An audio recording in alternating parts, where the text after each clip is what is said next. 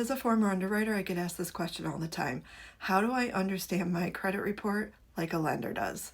Because I really have no idea what I'm looking at other than numbers, delinquency, past due. I hear people say story. I'm not understanding what story my file's telling. I can tell you for sure that what you're seeing and what your lender is seeing are two different files. A consumer report, one that's built for the consumer to understand. A lender is seeing a lender's profile, one a lender is trained to view.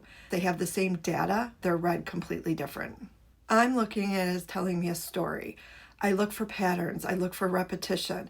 I look to see if those delinquencies follow the same months every single year, or are they scattered all over the place.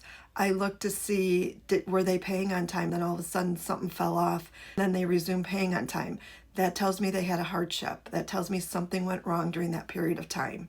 If I'm looking at the addresses and I see a period of time where they have 3 or 4 addresses in a short period of time, then long term in other areas, that tells me another story. The one story I'm looking at is the affordability. And that's your DTI, your debt to income ratio. And that number means more to me than your credit score. Your credit score tells me what's going on in the background. It tells me if you've had hardship, if you've paid your bills on time. It gives me a number, like a report card, to base it off. The DTI tells me whether you can afford to move forward with that debt, whether you can actually have income to sustain that payment every single month. To determine that DTI, we look at your debt load. We look at what's making up the debts. We look to see, are those credit cards in high utilization?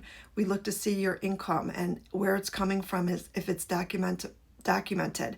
Cash-based income, we can't include. I'm also looking at this to say, is this sustainable for 30 years? Now, I know things happen. I know hiccups happen. I know bad things happen to good people. When I say sustainable for 30 years, I'm looking at, is your employment, if nothing else happens, are you going to be able to make this mortgage payment? And that's where we look at reserves. After you finish everything, are you going to have money to make that payment each and every month? The whole picture we're looking at is so much broader than just that one number that you're looking at your score. Now, if you want to be mortgage ready, comment roadmap. I'll get you over my mortgage roadmap. Don't forget to follow Real Talk Credit so that you can have top-notch credit